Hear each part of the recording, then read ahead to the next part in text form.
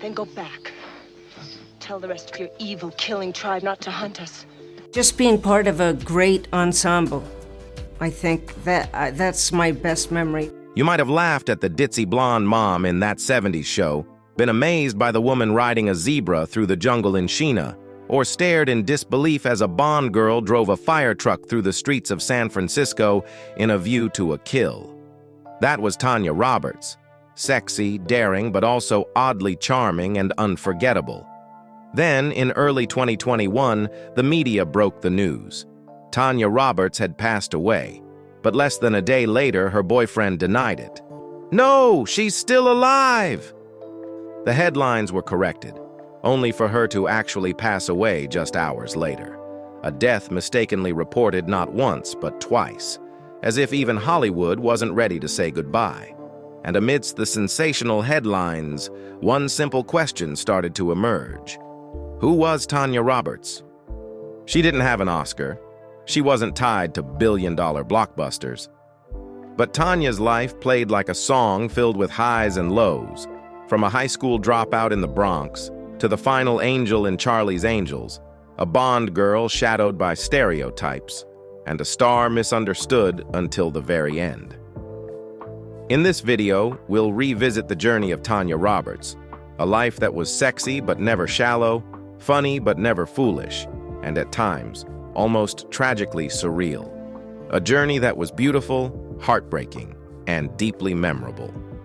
If you've ever loved Tanya Roberts, leave a comment saying, "Yes, love Tanya Roberts," and stay until the end of the video so you won't miss a single story about this beloved legend. Tanya Roberts, born Victoria Lee Bloom on October 15, 1955, in the Bronx, New York, came from a richly diverse background. Her father was an American Jew, and her mother was of English and Irish descent. That mix gave Tanya a distinctly Irish look: blonde hair, fair skin, dreamy eyes, but her personality was sharp, fiery, and full of survival instinct. Her father, Oscar Blum, had studied medicine at Cornell University, but later went into the fountain pen business.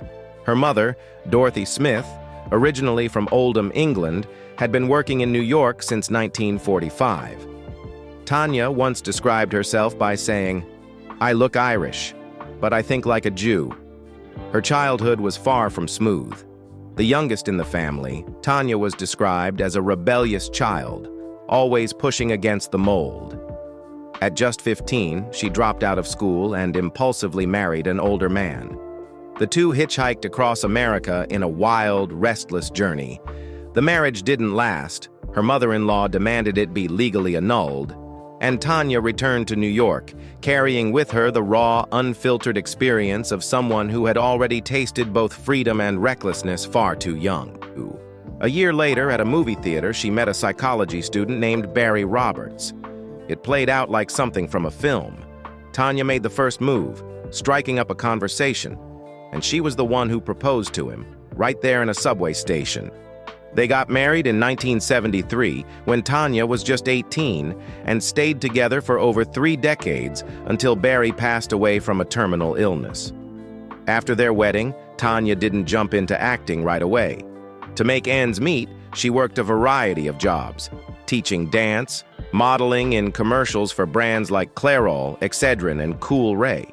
It was during this time that she learned how to face the camera, control her body, and get used to being directed by others. But all of it was just preparation for something much bigger. The turning point came when Barry, who had a deep love for film, encouraged Tanya to pursue acting seriously.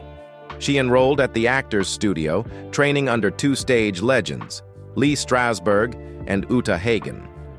With a solid foundation, in 1977, the couple made a life-changing decision. They left New York and moved to Los Angeles to chase the Hollywood dream. They had nothing but a dream, and the unshakable belief that if someone just looked at Tanya once, they'd never forget her.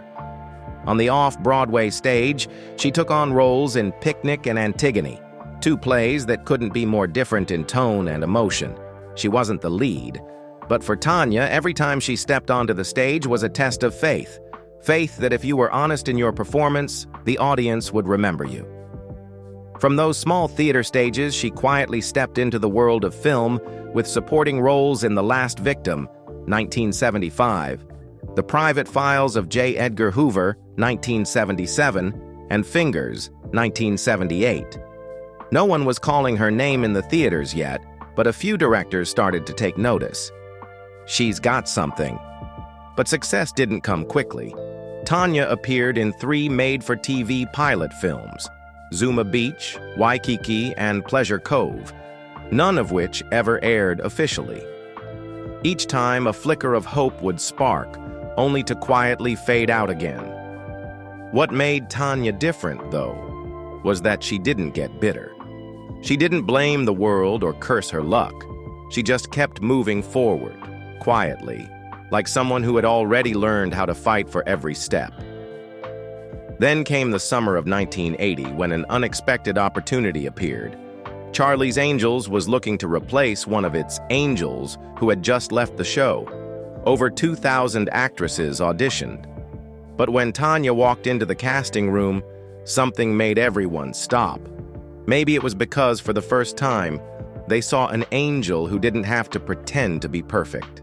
In 1980, as Charlie's Angels entered its 5th season, the once-hit series was struggling with declining ratings. Shelley Hack, who had replaced Kate Jackson, had just exited the show after a lukewarm season. The producers needed something bold to recapture the show's fading glory. So they launched a massive casting call with over 2,000 women auditioning for the role. Among them was Tanya Roberts, a woman who had become all too familiar with being overlooked by Hollywood. But this time she made them stop and pay attention. She didn't have the classic wholesome look of the angels who came before her. She wasn't the sweet, predictable type. When she walked into the audition room, she brought a tough, grounded presence, answering every question head-on. The role of Julie Rogers, a street-smart angel who preferred her fists over firearms, seemed tailor-made for her. Cheryl Ladd, a longtime cast member of the show, once said of Tanya, "She had this great street style, very real." To audiences, Tanya was something different. A blonde angel who didn't come from fashion runways or Ivy League schools, but from the streets of the Bronx, unafraid to speak her mind. In one interview, Tanya once described herself with disarming honesty. "I say what I think, but I'm sensitive. I'm a true New Yorker." Although Charlie's Angels was officially canceled after just 1 season with Tanya, that didn't matter anymore.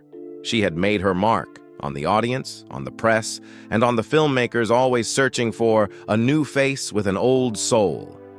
And Hollywood, finally, remembered the name Tanya Roberts. In 1982, Tanya Roberts transformed into Kiri in The Beastmaster, a seductive slave girl who joins warrior Dar on a quest to defeat dark forces. Gone was the gentle angel from Charlie's Angels. Tanya had morphed into something new, wild, fierce, and magnetic without even trying. The Beastmaster wasn't a box office smash, but then HBO aired it over and over, until audiences knew every scene by heart. The film became a cult phenomenon, and Tanya, with her tangled blonde hair and untamed gaze, became an icon. To promote the movie, she agreed to pose nude for Playboy. The photos stirred controversy. Some called it bold, others called it distasteful. But Tanya never apologized. She chose that path, for her career, for freedom, or maybe just because she wanted to, and she never looked back with regret. If it were you, would you pose nude to save a role, to protect a dream? Tanya did, and she never looked back. Would you? Tell us in the comments. We want to hear your voice. Riding a zebra across the African savanna, bathing nude beneath a waterfall, communicating with animals through sheer instinct, and then crashing and burning at the box office. That was Sheena, the biggest gamble of Tanya Roberts' career. In 1984, Columbia Pictures bet big on a new kind of female hero, strong, sexy, and untamed. Tanya was cast as Sheena, a girl raised by wild animals in the jungle, gifted with telepathic powers and a mythic sense of survival. The film was expected to be a breakout hit, but when it hit theaters, it turned into an unwatchable flop. Janet Maslin of the New York Times sneered, "She's got the body and that's about it." Pauline Kael of the New Yorker was even harsher. Her eyes looked painted on, blank and lifeless. Tanya was reduced to a comic book fantasy, gorgeous but hollow. People stopped calling her an actress. She became the naked girl on the zebra. For Tanya, Sheena wasn't just her first lead role, it would also be her last in a major studio film. After that, Hollywood doors began to quietly close, without warning and without looking back. In 1985, Tanya Roberts became Bond girl Stacy Sutton in A View to a Kill, starring opposite Roger Moore, who was 58 at the time. It was Moore's final film as James Bond, and for Tanya, it was her last big shot at staying in the Hollywood game. She drove a fire truck through the streets of San Francisco, fell down elevator shafts, and ran through bullets and explosions. On paper, it was a dream role, an action-packed heroine every actress would kill for. But Tanya wasn't convinced. Just before filming began, she said bluntly, "I'm scared. Every Bond girl gets cursed afterward." And as it turned out, her fear wasn't unfounded. A View to a Kill was a box office success, but her character, Stacy Sutton, was later ranked as one of the most forgettable Bond girls. Tanya was remembered only for her blonde hair and a few high-pitched screams. No one talked about her performance. No one talked about Tanya. After that, she began to fade. The leading roles disappeared. Her name showed up only in low-budget erotic thrillers like Night Eyes, 1990, Legal Tender, 1991, Sins of Desire, 1993. From TV Angel to Jungle Queen to Bond Girl, Tanya had come full circle. And yet, Hollywood pinned her down to just one role, a beautiful body in motion. Do you think Hollywood got it wrong by never giving Tanya a second chance? In 1998, Tanya Roberts made a surprise return to television as Midge Pinciotti on the hit sitcom That 70s Show, the sexy, ditzy blonde mom full of life. The character was portrayed as sweetly naive, impulsive, and fully aware that she wasn't exactly the sharpest tool in the shed. Tanya played Midge with a style all her own, not trying to be funny, but so sincere it became hilarious. And that's why audiences loved her, like a cheerful neighbor from down the street. A little clueless, but somehow comforting. After season 3, Tanya left the show, not because of the role, but because her husband, Barry Roberts, had fallen seriously ill. She stepped away from her career to care for him, devoting herself entirely during his final years. Tanya returned for a few guest episodes in seasons 6 and 7, but something had changed. Midge was still saying silly things, still wearing tight outfits, still laughing out loud. But in her eyes, Tanya seemed distant from the character, like she was no longer fully there, a trace of exhaustion, a hint of letting go, and a silence that said more than words ever could. When the audience laughter faded and the cameras stopped rolling, Tanya stepped away from the spotlight without bitterness. Because off-screen, she was stepping into the hardest role of her life, not one written in a script, but written by fate. Tanya met Barry Roberts while standing in line for a movie ticket in New York. She made the first move, and just as boldly she proposed to him at a subway station, a spontaneous, unfiltered act that perfectly captured who Tanya really was. They married in 1973. They had no children, no lavish ceremony, no tabloid headlines. But theirs became one of the longest, quietest, and most enduring marriages in Hollywood. When asked, Tanya would smile and simply say, "We're happy in our own way." She had been a sex symbol, a Bond girl, Sheena of the jungle. But off stage, Tanya was a wife. And when Barry fell ill, she didn't hesitate. No contracts, no auditions, no comeback plans. She quit the business, full-time, without complaint. For years after that, While Hollywood slowly forgot Tanya, she had only one purpose: to care for the man she loved as he slowly faded. No one knows how hard those years really were. She didn't tell the press. She didn't go on talk shows to cry. Tanya simply disappeared from the world that once celebrated her. In 2006, Barry passed away. Tanya never remarried. She spent her later years with Lance O'Brien, her new partner, not a celebrity, not in the industry, and far from scandal. The two lived quietly in a modest home in the Hollywood Hills, far from the noise of the industry that once embraced her, then let her go. But Tanya didn't just endure loss in her personal life. Her career, too, was treated with cruelty and blunt disrespect, often while she was still standing at the top. During a guest appearance on The Tonight Show with Johnny Carson, one of the most famous talk show hosts in America at the time, Tanya was blindsided by a question, live on national television. "Want to go to bed?" No joke, no setup. Just a blunt, degrading remark aimed squarely at a woman who had been fighting to prove she was more than just a body with a voice. She had once feared the Bond girl curse, and that fear came true. A quick rise, then silence, and no one reached out a hand to pull her back up. But perhaps the harshest blow came in her final hours. On January 3rd, 2021, Tanya's partner, Lance O'Brien, believed she had passed away in the hospital after days in a coma. In shock, he informed the media that she had died. News outlets reported it. Fans around the world mourned.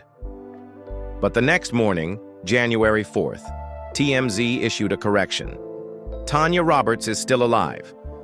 Social media exploded. The news was wrong. She was alive.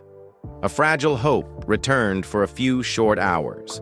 Until that same evening, Tanya truly passed away at Cedars-Sinai Medical Center. The cause? A severe urinary tract infection that led to sepsis and multiple organ failure. Not COVID, not an accident. Just a body, worn down by life, quietly letting go. Her death was misreported not once, but twice, like a cruel cosmic joke. An almost absurd reality, yet one that perfectly captured how Hollywood and the media had treated her throughout her career, blurring the line between image and person, between body and identity, between beauty and worth. And yet, beneath the dust of fading fame and lingering stereotypes, Tanya left behind something time couldn't erase. A presence, raw, conflicted, deeply human, that etched itself into the memory of millions of viewers over decades. Tanya Roberts never won an Oscar. She doesn't have a star on the Hollywood Walk of Fame. But to millions of Americans, she was an icon. Not the kind built from awards, but one forged in the fires of pop culture.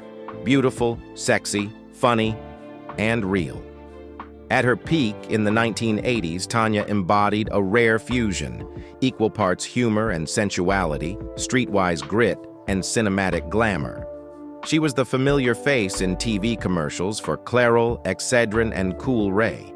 She was a model, an actress, the kind of name that made both men and women stop flipping channels, just to watch her smile, speak, or walk across a scene.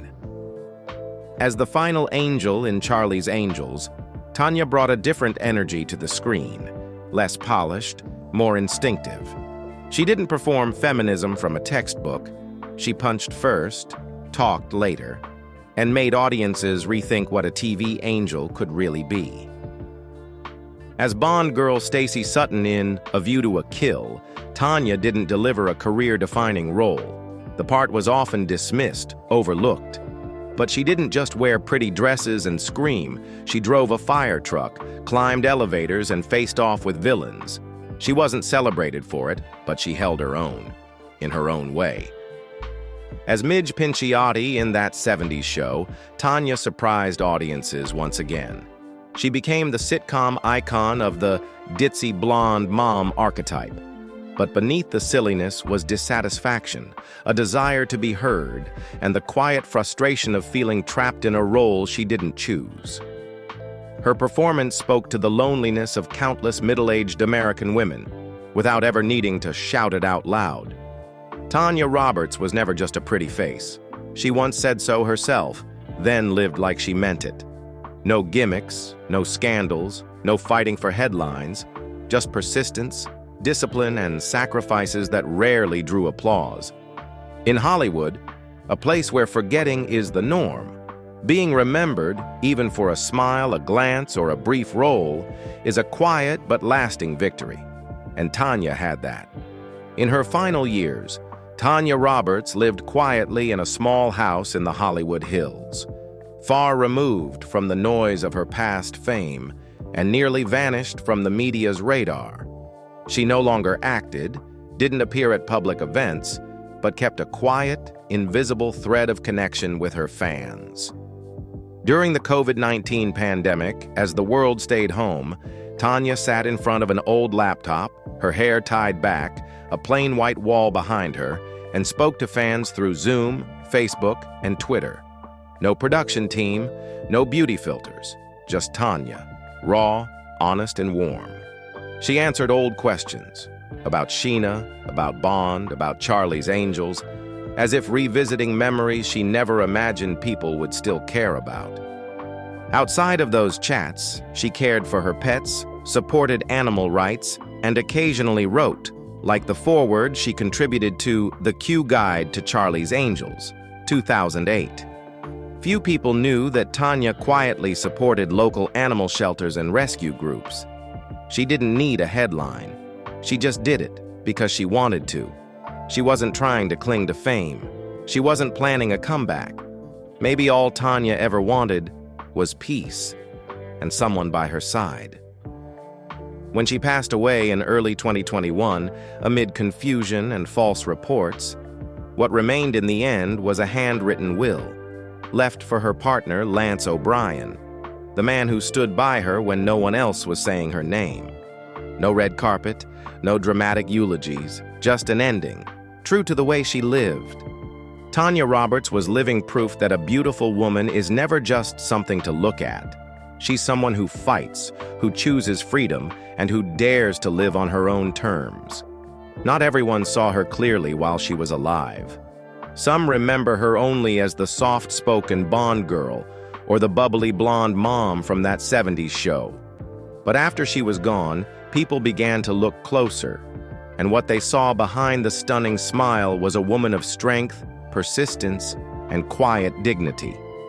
Tanya was never loud, but she was never invisible. She left a subtle, lasting imprint on generations of viewers, and maybe that's the kind of legacy that truly endures. What do you remember most about Tanya Roberts? Which of her roles stayed with you? Share your thoughts in the comments below. If this story moved you, please like, share, and subscribe so that those once forgotten by Hollywood can be remembered once more. We've said goodbye to Tanya, but maybe you, watching this now, are the reason her story will never truly fade.